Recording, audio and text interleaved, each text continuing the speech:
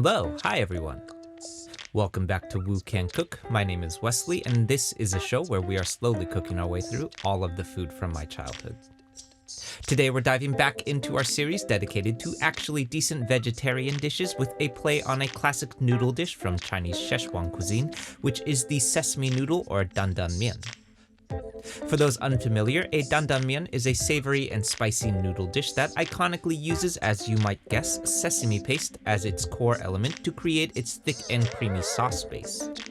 More Americanized versions of this dish, including the ground pork version that we did a few months back, may also see the use of peanut butter in lieu of sesame paste, or failing that, the Mediterranean tahini is also fairly common as well, the differences of which we'll be diving into shortly.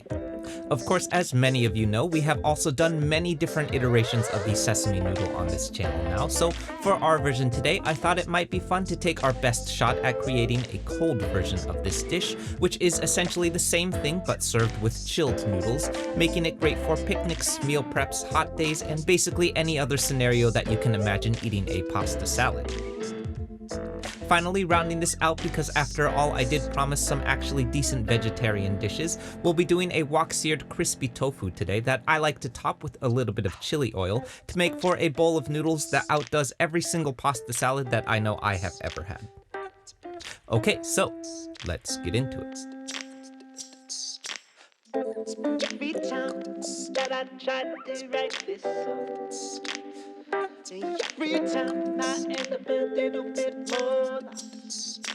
'Cause all around I see Alright, so kicking things off here first, I'm starting out with our aromatic veggies, which today will be the trifecta. This is 4 cloves of crushed and minced garlic to start, followed by 1 inch or about 1 tablespoon of fine minced ginger, and then the whites of 3 green onions sliced thinly. Now, more typically in a hot noodle dish, we would be adding this to a wok for a flash fry, which would, amongst other things, help break down these veggies in the wok. Since we're adding all of these to our dish raw today though, I'm taking an extra step here and giving a real thorough mince to both our garlic and ginger. Rounding this out, I'm slicing up these reserved leafy greens of my green onions and setting them aside for our final finishing garnish. Then we're moving on to our tofu next. Okay, so I went back and forth on the different ways that I could incorporate tofu in a cold dandan mian. My first instinct was to go with a soft tofu, which is pretty commonly eaten as a cold small bite dish in Chinese cuisine, and would definitely make a lot of sense to pair with cold noodles.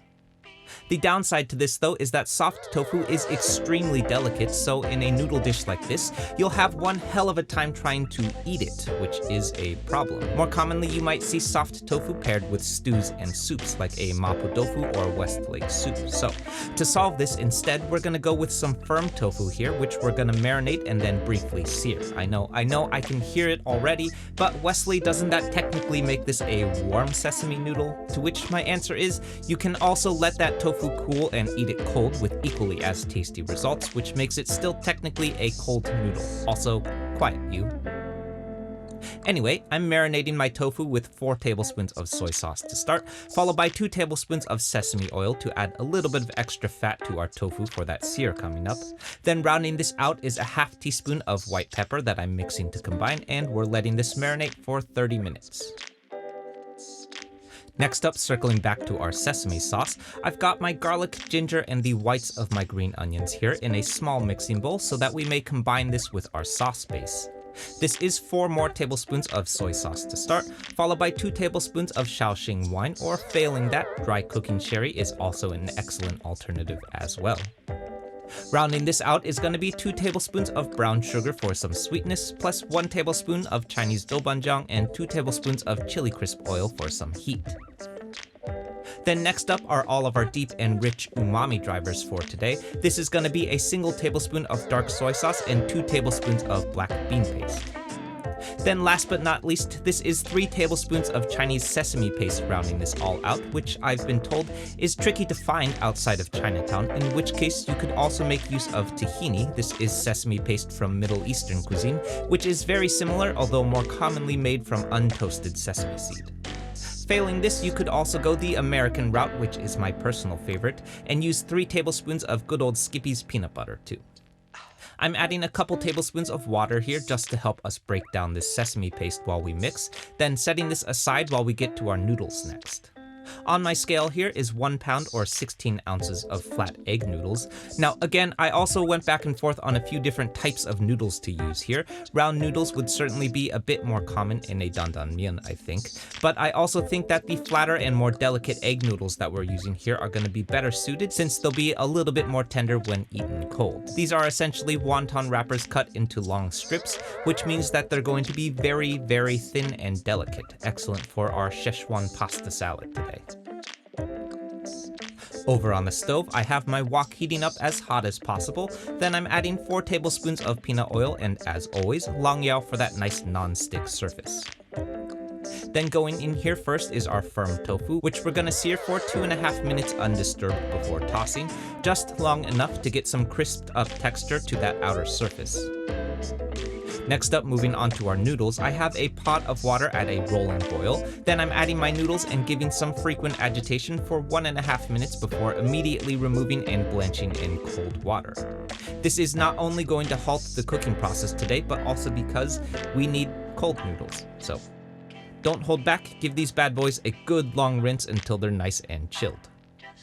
Then next, I'm adding in my sesame sauce base and giving this all a quick toss to combine. We're serving this all up with a topping of our crispy tofu to start, followed by those reserved greens of our green onions, and finally 1 more spoonful of chili oil to round this all out, and we're ready to eat. Okay, so I know we broke the rules a little bit since that tofu is still a little bit warm off the wok, but I think that what's more important here is that this is a stable, transportable cold noodle that won't overcook if you box it up and take it with you to the park, which is exactly what happens with literally all other forms of warm noodles.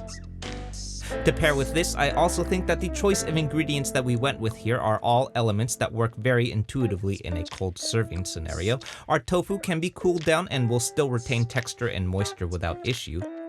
Then our sauce base is leaning on elements like chili oil and bean paste that I personally think don't need to be cooked in order for them to mellow out in the same way that things like gochujang or rice vinegar absolutely do. Finally, the thinner egg noodles that we incorporated here also allow for a tender and toothsome bite with some good sauce cohesion at its cold state too, not unlike how a rotini noodle works in a pasta salad. So, for everyone with Thanksgiving holiday potlucks coming up, I hope you give this one a shot because it's going to beat the pants off of whatever potato salad that you're tired of making every year.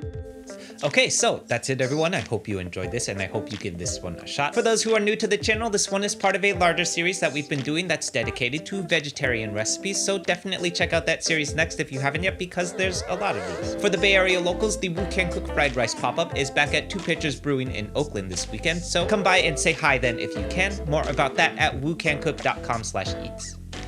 As always, like, comment, subscribe, share, be nice interneters, and I'll see you soon. Bye. Do you feel the world falling around you, baby? Do you ever feel the shadow? Do you feel